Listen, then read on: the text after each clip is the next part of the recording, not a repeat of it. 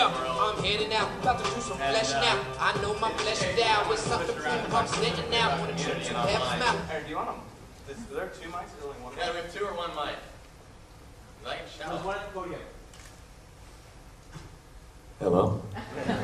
Alright, you know, Perfect. how do you guys feel about us going without mics? You can't hear you. That's what I thought. So, No, turn the mic. no, you can't hear us. You can't hear back here. Sorry. Come up here and sit. Remember Indian style? All right, so why are we here again? Just a couple answers from the audience. What are you guys looking for today? Don't be shy. Aaron's going to break dance pretty soon. Oh yeah, for sure. All right. Really? Someone? 300 people, you guys are just here to sit. What else? Are there a lot of people in here who are here to like start a social network and sell it to Rupert Murdoch? I'll make an introduction, but I think he's...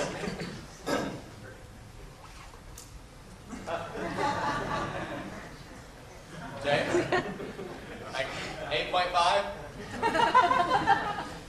So, when Aaron and I got invited to speak here today, we were like, are you kidding me? Do we really need another social network? It's so easy to create one today. You don't need a massive, room of 25 developers. There are these white label social networks popping up everywhere. You can use, I never even heard of this, me.com. You can build your own community, embed it right into your site. The guys from Crowd Factory, another really cool piece of software. I'm thinking we need really a conference about how to build a social network. Can't you read on the Wikipedia how to do that? So, And the bottom line is, you think about your life right now, your lifestyle, how much time you have, how much extra. It's sort of like the last thing I'm thinking is, we need 100 more communities, right? I really need a community for my goldfish situation or whatever it might be. I really need plants. I can't find a botany social network, so.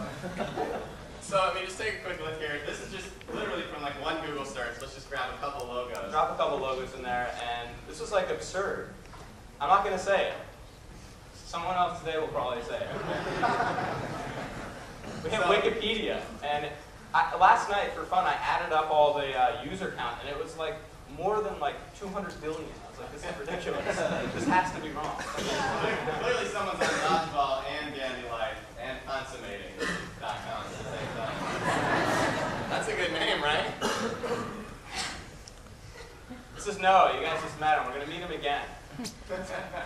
We don't know that much about Noah, right? So we're going to kind of take some liberties. We're going to pretend we know Noah and we know what his online life is. This is going to be his hypothetical community. He could be a Jewish vegetarian. College alumni. Yeah. And a dog, of course. He loves cars. Noah loves sneakers. He's got a Yahoo email address. And he's got 40 things he wants to do before he dies. There's really 9 social networks to manage, right? Think about how much time you spend on Facebook in a given day. 2-3 hours if you're a college student. Add another 8. You pretty much are tapped. Lose the day job. So a lot of smart people in here. Anyone want a room? Anyone in this room want to build us a place where we can do this all in one? Or I can be like, yeah, my girlfriend cheated on me, and it goes to Facebook and MySpace and and everyone's like, okay, we get it, you're single. Especially to consummating.com, they're going to need that information. I have a feeling that someone in here is thinking about this. We've been thinking about this constantly. Perfect. Sign me up. Let us know. Profile linker. Okay. Sweet, my fingers are tired. And staying connected. I'm in a lot of different social networks, and it's a pain in the ass. I'm I have to check 9 different messages. You guys are all in them. So, aside from just another community here, another okay, we've got botany, we've got dogster, we've got catster. What do they all bring to the table? And it seems like that's sort of been, in the past couple of years, the call to action is just, I found a new niche. My new niche is going to be t-shirts, or it's going to be, raising cats with only organic food, and that's my network.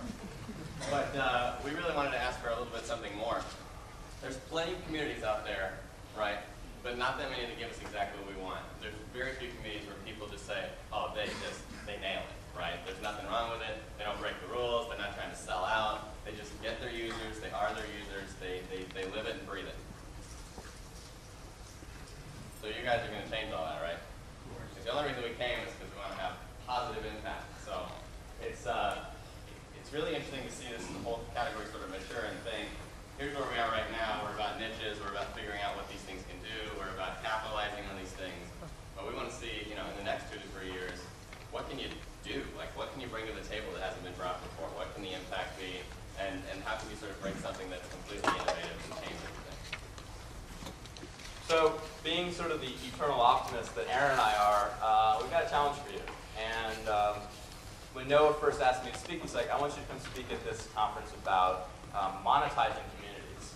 I'm like, is this like purely the pursuit of profit, or can you use these communities for something else?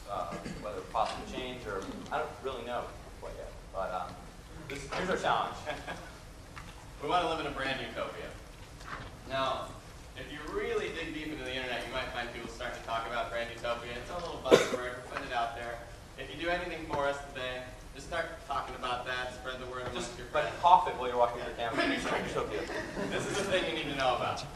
So, we always bring that up, and people are like, huh? What the hell are you talking about? It's a fancy word. It sounds like a good book title, but what is it? It's going to be a great book table. These are probably a lot of brands that most of the people in this room grew up with.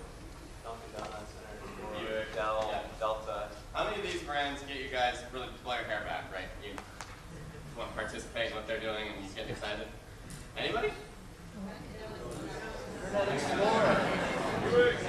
Now they have an advantage. They're selling sugar, dipped in butter. How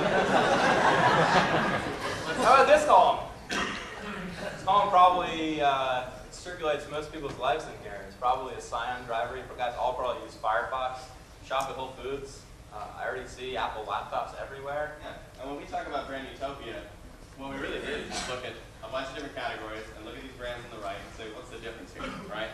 What are the things that define the way they're operating and separate them from the way these other guys are operating? If I were to ask you what the brands on the left side care about, what would you say? Money! Money, money, money. Brands on the right, they care about money too. Whole Foods makes 3 times per square foot what Kroger makes, for example.